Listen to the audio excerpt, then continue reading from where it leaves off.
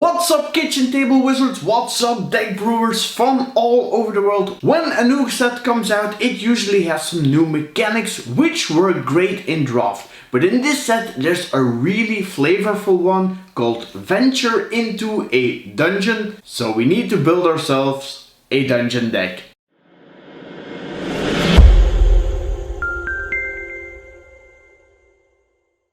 So this time we are going to be building a fun budget dungeon deck. Now our intern Nora, she's not here to help me with the edits. She has exams at the moment, but I did got some help from Trostani. I got you curious, right? Now here is our Trostani lookalike with the name from Game of Thrones, Melisandre. Bonjour, it's actually Melisandre. Yes, okay, sorry. Did you know you are the spitting image of one of the three creatures that combine Trostani, the Lord of Selesnya, the Dryad entity that consists of three different Dryads mixed together. So maybe you can get into the character of Trostani. Can you do this? Oh Seigneur, je savais que j'aurais pas dû accepter ce job. Si ça se trouve, la prochaine fois, il va me faire m'habiller en nonne ou même pire, faire des danses TikTok habillée en nonne. J'espère qu'il fait subir ça à personne. Sorry, what was that? Nothing. I was just getting into my character. Dryads speak French. Huh? Okay. Why is that? So they can communicate with birds? Yes, that makes sense. But shouldn't you focus on dungeons instead? Yes, you're right. I'm drifting a little bit here. First, before we head into the video, I still need to thank our partner Cardmarket. I bought this little deck in paper for about 35 euros on Cardmarket. The whole deck. I even included some foil lands, because you know I like the bling, right? And if you also want to try out Cardmarket, that's really the best platform in Europe to buy and sell your Magic singles. Do check out the description underneath the video. And there you can find the information on how you can contact me.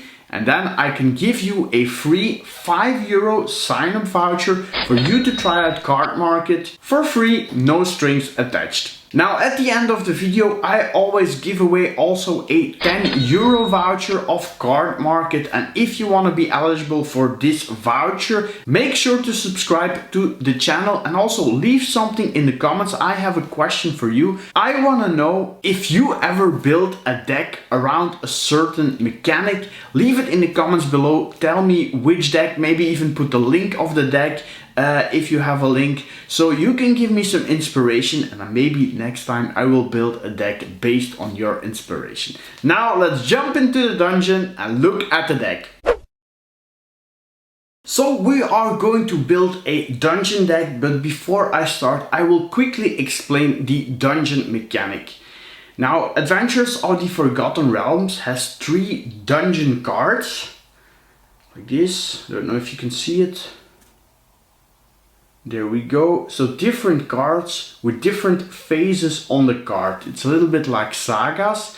And then you have creatures or other cards that have the wording on it, venture into a dungeon. And when that happens, you choose one of the dungeons and then you go to the, for example, first phase. Are we sharp? Like this. First phase. When you have venture into the dungeon again, you go to the next one and so on until you complete the dungeon. Then you can choose a new dungeon when a dungeon is completed. Alright, now let's start with the style of the deck. Let's start with the basic lands.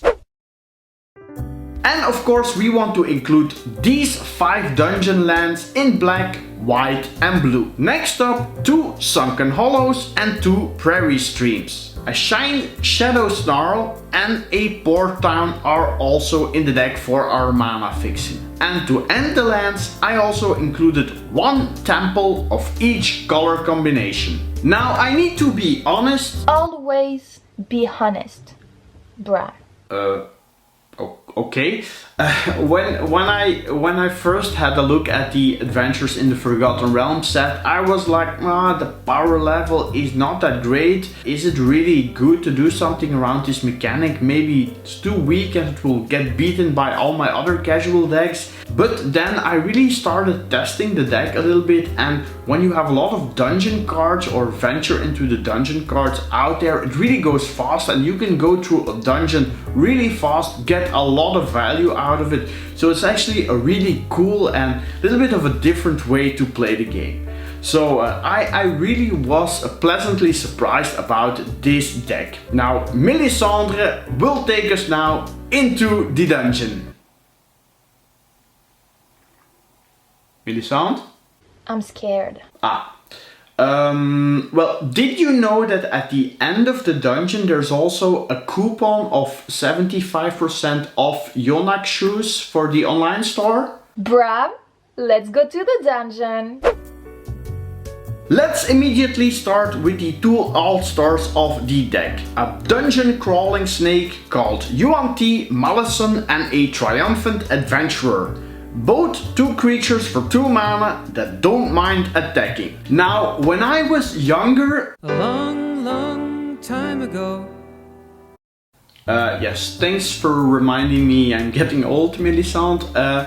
When I was younger, I played a little bit of Dungeons and Dragons myself. I really remember those old books. And that's why I really like the retro frame of some of the following cards. Both Cloister Gargoyle and Displacer Beast help us venture into the dungeon. And when a dungeon is completed, the Gargoyle will get +3/+0 and flying. I only play a few mythics in this deck, and the first one is called Acererak the Archleech. And I also include 2 copies of this eccentric apprentice. They both have an extra ability when you complete a dungeon. The leech stays on the battlefield, and when it attacks you create a zombie or your opponent has to sacrifice a creature. And the apprentice turns a creature into a bird. Next up here is Gloomstalker. It's normally just a 2/3, but in our deck it's almost all of the time a 2/3 for double strike. Of course, I also include 1 copy of Nadar, Selfless Paladin, a 3/3 with vigilance that ventures in a dungeon, and it gives other creatures +1/+1 when you completed a dungeon. Hama Pashar has all room abilities in a dungeon trigger an additional time, which can be crazy in this deck. Now there's also a commander deck which focuses around a dungeon, and I also included some cards from this commander deck in this video. Sefris of the Hidden Way can bring cards back from the dead when you complete a dungeon. Also, when a creature is put into a graveyard, you venture into a dungeon. And Barrowin we also have in the retro frame. It ventures into a dungeon, and as you completed a dungeon, when it attacks, it can also return creatures with converted mana cost 3 or less from the graveyard to the battlefield. Another one is this Midnight Pathlighter. This one makes it that your creatures can only be blocked by legendary creatures. And whenever 1 or more creatures you control deal combat damage, you venture into a dungeon. The last creature is also from Commander. It's called Radiant Solar. It's a defensive life-linking flying angel that ventures into a dungeon whenever a non-token creature enters the battlefield. And you can discard it to venture into a dungeon and gain 3 life, which is okay as you can get it back later with Sefris. Now let's have a look which removal cards we put in the deck. First, 2 commons, which of course have us venture into the dungeon. Precipitous Drop is an enchantment that gives a creature -2/-2, or in our case -5/-5 if you completed a dungeon. And Bar the Gate counters a creature or a planeswalker. I also included a Dimir Charm, which is especially good versus moss removal, something our deck is very vulnerable against. But you can also use it to kill small creatures or manipulate your opponent's library.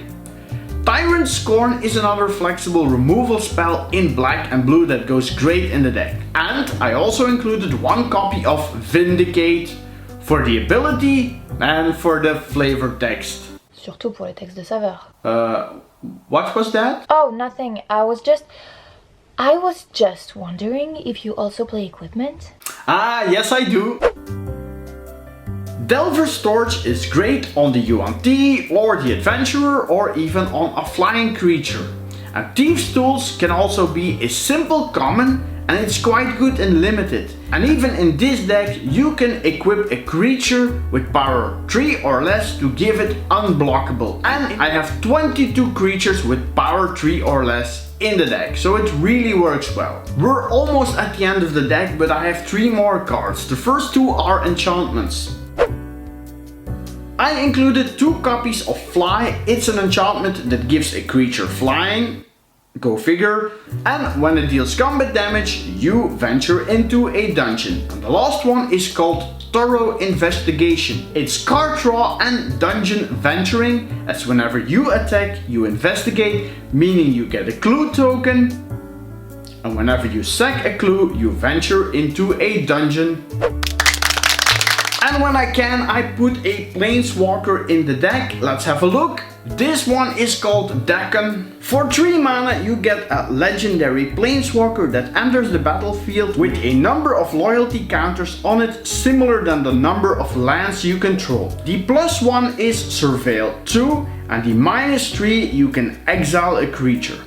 Now the -6 you won't use really that much, but if you want to do it, you can put an artifact card from your hand or graveyard onto the battlefield. So this was the deck. Now I still have to announce the winner of the €10 card market voucher. Congrats to Mauricio Sautu. Check out the info beneath the video on how to contact me to claim your voucher. So we're at the end of the video, but before we leave you need to help me, because next time I want to brew around another planeswalker called Gaia Drone Dihada.